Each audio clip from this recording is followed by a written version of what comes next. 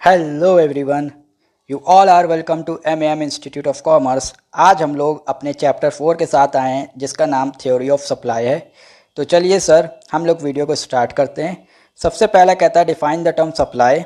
Supply refers to the quantity of a commodity offered for sale at a particular price and at a particular time period. ठीक है, एक particular time period में एक particular price पे जो भी quantity of commodity हम offer कर रहे हैं सेल के लिए, वो क्या है? हमारी सप्लाई है। ठीक है, फिर कहता है what is market period supply. Market period supply क्या होती है? Market period supply refers to the current supply. क्या है market period supply? Current supply of a commodity. The time period is too short to adjust supply, यानी इतना कम time होता है कि उसके अंदर सप्लाई को एडजस्ट करना पॉसिबल नहीं होता। It mean supply can not be change. ठीक है, यानी सप्लाई को हम चेंज नहीं कर सकते। फिर कहता है what is short period supply. Short period supply refers to that time period which is not sufficient to make major changes. ठीक है, शॉर्ट पीरियड सप्लाई वो ऐसा पीरियड होता है जिसके अंदर हम मेजर चेंजेस तो नहीं कर सकते। ठीक है, in supply as per demand. Supply can be change by changing the quantity of variable. ठीक है, सप्लाई कैसे चेंज कर सकते हैं? सिर्फ हम वेरिएबल फैक्टर्स को चेंज करके, जैसे रॉ मटेरियल हो गया, लेबर हो गया, इन सबको अगर हम चेंज कर दें, फिक्स्ड फैक्टर फिक्स्ड ही रहेंगे, वो चेंज नहीं हो सकते। लेकिन वेरिएबल फैक्टर को अगर हम चेंज कर दें तो हमारी सप्लाई कुछ हद तक के चेंज हो सकती है। फिर कहता है define long period supply. Long period refers to that period which is sufficient long to make changes according to requirement. इतना लंबा समय उसको कहा जाता है कि उसके अंदर आराम से सप्लाई को हम एडजस्ट कर सकते हैं, आराम से उसके अंदर चेंजेस ला सकते हैं। यानी सारे फैक्टर्स क्या हो जाएंगे उस केस में? वेरिएबल हो जाएंगे, आराम से चेंज किया जा सकता है। चलिए इसी के साथ अगले क्वेश्चन की तरफ बढ़ते हैं। कह रहा है give two differences between stock and supply. Stock और सप्लाई में क्या फ़र्क होता है? Stock indicates total quantity of a commodity available for sale. Stock क्या है? टोटल क्वांटिटी जो अभी अवेलेबल है सेल के लिए। ठीक है, supply is that part of stock. Supply क्या है? उस एक पार्ट है स्टॉक का which is offered for cell with changes with the change in price. ठीक है, वो स्टॉक का एक हिस्सा है सप्लाई कि जिसको हमने ऑफर किया है सेल के लिए, लेकिन जो चेंज हो जाएगा जैसे जैसे प्राइस चेंज होंगे। ठीक, stock is always greater than supply. Stock हमेशा सप्लाई से ज़्यादा होता है accept in case of perishable good. Perishable goods में ऐसा नहीं होता, जितना स्टॉक होता है उतना ही सप्लाई भी होती है। ठीक है, लेकिन स्टॉक हमेशा क्या होता है, उसके अलावा ज़्यादा होता है as compare to supply. Supply is always less than the stock. ठीक है, सप्लाई क्या होती है? हमेशा स्टॉक से कम होती है in except in case of perishable good. Perishable goods को छोड़ के। फिर कहता है define joint supply.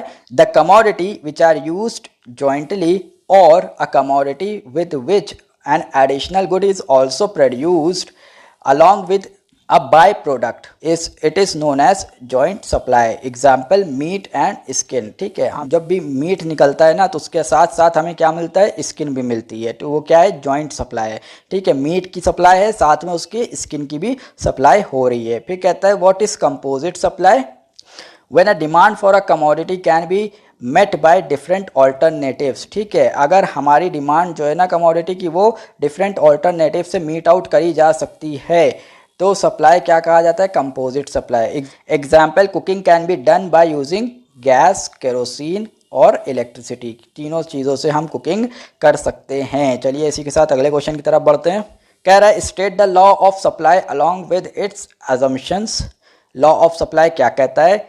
The law of supply state that other things remaining the same, other things यानी other factors remaining the same, as the price of the commodity increases the supply also increases and decreases with the decrease in price. ठीक कह रहा है कि जैसे जैसे price बढ़ते जाते हैं वैसे वैसे ही हमारी सप्लाई भी इंक्रीज होती चली जाती है, लेकिन जैसे जैसे प्राइस घटते जाते हैं वैसे वैसे हमारी सप्लाई भी घटती चली जाती है। यानी यहाँ पे पॉजिटिव रिलेशनशिप पाया जाता है between the supply and it's price. ठीक है, एजम्पशंस क्या है यहाँ पे? क्या हम अज्यूम करके चलेंगे? There is no change in the price of related good, price of related good में कोई चेंज नहीं है। No change in the goal of the firm, goal of the firm भी चेंज नहीं होगा। No change in technology, cost of all the other factor of production remain unchanged. There is no expectation of change in price in near future, कोई भी चीज़ change नहीं होगी। फिर कहता है define supply schedule. Supply schedule क्या है? The tabular representation of relationship between the price and quantity supplied is called supply schedule. यानी अगर हम किसी टेबल में प्राइसेस को और उनकी सप्लाई को मेंशन कर दें एक टैबुलर फॉर्मेट के अंदर, तो वो क्या बन जाएगा? सप्लाई शेड्यूल बन जाएगा। What is supply curve? It is a graphical representation of the relationship between the price and the quantity supplied. जो भी प्राइस और उनके क्वांटिटी सप्लाई को अगर हम एक ग्राफ के अंदर खड़ा कर दें तो वो क्या बन जाएगा? सप्लाई कर्व बन जाएगा। क्या बन जाएगा? सप्लाई कर्व बन जाएगा।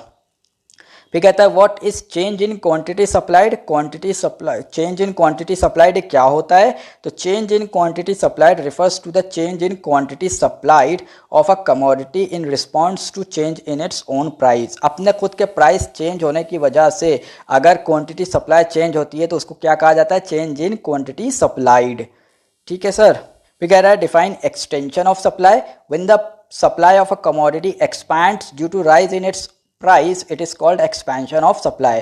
ठीक है, अपने खुद के प्राइस बढ़ने से अगर कोई सप्लाई बढ़ती है, ठीक है, तो फिर उसको क्या कहा जाता है? एक्सपेंशन और इंक्रीज इन क्वांटिटी सप्लाइड। फिर कहता है what is contraction of supply. When the quantity supplied of a commodity falls due to fall in its own price. ठीक है, अपने खुद के प्राइस गिरने से क्वांटिटी भी फॉल हो गई सप्लाई की, तो इसको क्या कहा जाता है? कॉन्ट्रैक्शन ऑफ सप्लाई या फिर decrease in quantity supplied.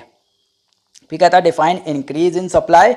When the supply of a commodity rises due to change in the factor other than the price it is called increase in supply. यानी प्राइस तो same रहेंगे लेकिन किसी और factor की वजह से अगर सप्लाई चेंज होती है तो उसको क्या कहा जाता है? Increase in supply. ठीक है। What is decrease in supply? When the supply of a goods falls due to factors related to rise in cost of production other than price it is called decrease in supply। यानी price के अलावा किसी और factor की वजह से cost हमारी बढ़ रही है तो फिर हम क्या करते हैं? डिक्रीज कर देते हैं सप्लाई को, उसी को क्या कहा जाता है? Decrease in supply. फिर कहता है define change in supply. Change in supply is due to change in factors other than the commodity's own price it is called the change in supply और shift in supply curve। ठीक है, इसको shift in supply curve भी कहा जाता है या फिर change in supply। same as the case in demand से वैसे ही यहाँ पे भी पूरा केस हैगा। ठीक है, कोई भी डिफरेंसेस पाए नहीं जाते हैं। जैसे डिमांड में था चेंज इन क्वांटिटी डिमांडेड, ठीक है, उसके अंदर क्या हो रहा था? एक्सपेंशन और कॉन्ट्रैक्शन। वैसे यहाँ पे भी है चेंज इन क्वांटिटी सप्लाइड यानी एक्सपेंशन ऑफ सप्लाई और contraction of supply due to change in its own price. ठीक है, फिर चेंज इन सप्लाई जैसे यहाँ पे है other than its own price. ठीक है, other factors other than its own price, उसी तरीके से डिमांड के अंदर भी था। चेंज इन डिमांड का मतलब क्या था? चेंज इंक्रीज और decrease in quantity demanded by other factors other than its own price, वैसे यहाँ पे भी है। ठीक है, चेंज इन सप्लाई यानी इंक्रीज और decrease in supply due to change in other factors other than its own price. कह रहा है define elasticity of supply. Elasticity of supply is defined as a degree of responsiveness of a quantity supply to change in its price. Price के change होने से कितना जो है हमारी सप्लाई रिस्पॉन्स कर रही है, उसी को क्या कहा जाता है? Elasticity of supply. Elasticity of supply is the percentage change in quantity supplied to percentage change in price. Percentage change in quantity supply और परसेंटेज चेंज इन प्राइस। ठीक, कितना प्राइस चेंज होने की वजह से कितना हमारी सप्लाई चेंज हुई है, उसको क्या कहा जाता है? इलास्टिसिटी ऑफ सप्लाई कहा जाता है। What is perfectly elastic supply? When no change in price causes change in quantity supplied। Price में कोई चेंज नहीं हुआ लेकिन सप्लाई चेंज हो गई। The elasticity is said to be perfectly elastic supply. उसको क्या कहा जाता है?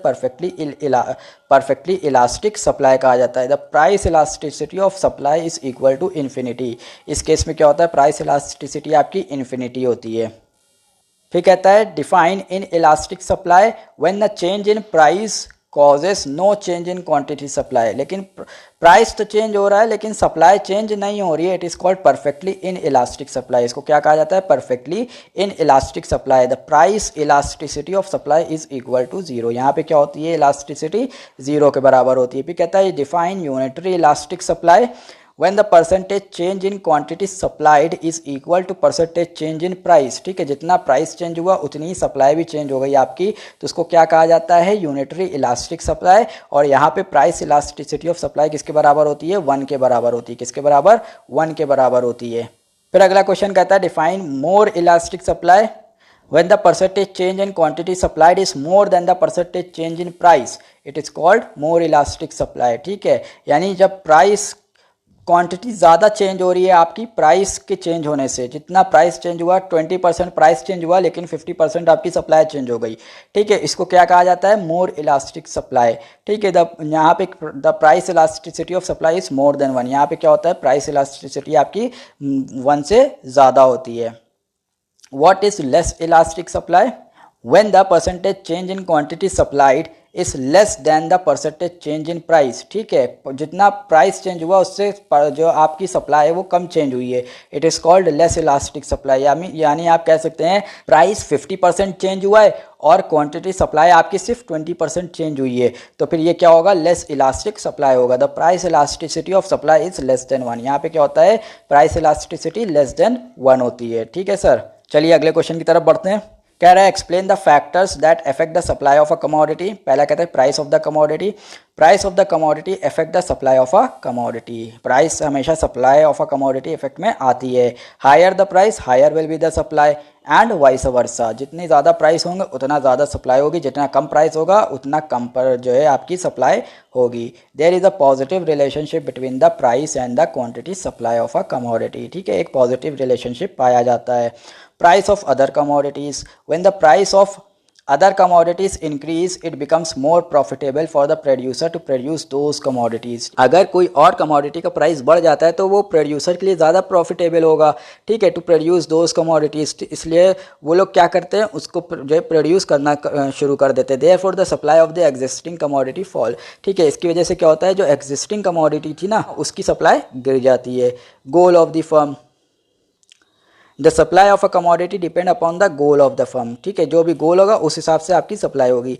देयर गोल में भी प्रॉफिट मैक्सिमाइजेशन और सेल मैक्सिमाइजेशन। या तो प्रॉफिट मैक्सिमाइजेशन गोल हो सकता है या फिर सेल मैक्सिमाइजेशन गोल हो सकता है। ठीक, if goal is profit maximization, अगर प्रॉफिट मैक्सिमाइज करना है उनका गोल, तो फिर क्या होगा? More quantity will be supplied at higher prices. And if want to maximize sale, अगर सेल्स को बढ़ाना है तो more quantity can be supplied at the same price. लेकिन अगर सेल्स को बढ़ाना था तो फिर वो सेम प्राइस पे भी सेल्स को बढ़ाएंगे अपनी। ठीक है, फिर कहता है स्टेट ऑफ टेक्नोलॉजी। कैसी टेक्नोलॉजी है? If the producer make the use of advance technology, अगर एडवांस टेक्नोलॉजी का यूज़ कर रहे हैं in their production process, the cost of production will be decrease. ठीक है, तो कॉस्ट ऑफ प्रोडक्शन क्या होगा? डिक्रीज हो जाएगी। It will lead to increase in supply. इससे क्या होगा? सप्लाई बढ़ जाएगी आपकी। If higher taxes is levied on the commodity, its producers will now supply less quantity। ठीक है, तो फिर क्या होगा? लेस क्वांटिटी सप्लाई करेंगे एट द सेम प्राइस। ठीक है, लेकिन प्राइस सेम रहेगा। एंड वाइस वर्सा, अगर टैक्सेस और जो है कम हो जाएंगे, ठीक है, या फिर सब्सिडीज ज़्यादा हो जाएगी तो फिर सप्लाई बढ़ जाएगी हमारी। अगला क्वेश्चन कह रहा है the What are the exceptions to the law of supply? Exceptions क्या हैं? तो पहला कहता है agricultural goods. The supply of agricultural goods depends more on natural factors such as amount of rainfall, fertility and soil etc. and less on their prices। ठीक है, जो agricultural goods हैं वो natural factors पे ज़्यादा डिपेंड करते हैं rather than price के ऊपर। फिर कहता है perishable goods. The supply of perishable goods is also not affected by there prices. जो पेरिशेबल गुड्स होते हैं उनकी प्राइसेस से वो इफेक्ट में नहीं आते। क्यों? वो ख़राब हो जाएंगे जल्दी, तो जल्द से जल्द उनको बेच के हटाया जाए। Sellers can not hold such goods for long. ठीक है, इसलिए लंबे समय तक के लिए इसको होल्ड नहीं किया जा सकता है। Goods of auction. The law of supply does not operate in case of goods for auction. ठीक है, जो ऑक्शन के लिए गुड्स जो लेके आए गए हैं उनके ऊपर सप्लाई का लॉ नहीं लगता है। Because their supply is always limited. क्यों? क्योंकि उनकी सप्लाई तो लिमिटेड ही होती है। And fixed which can not be change at all. कह रहा है why does supply curve slopes upward, हमेशा अपवर्ड स्लोप क्यों करता है? पहला कहता है as the price increases the level of profit also rises. ठीक, जैसे जैसे प्राइस बढ़ता जाता है कमोडिटी का वैसे वैसे प्रॉफिट भी बढ़ता है। Producers begin to produce and supply more in view of higher profit expectation. ठीक है, तो सब प्रोड्यूसर्स क्या करते हैं? प्रॉफिट मैक्सिमाइजेशन देखते हुए वो क्या करते हैं? ज़्यादा से ज़्यादा कमोडिटी प्रोड्यूस करना शुरू कर देते हैं। फिर दूसरा पॉइंट कहता है an increase in price would give incentive.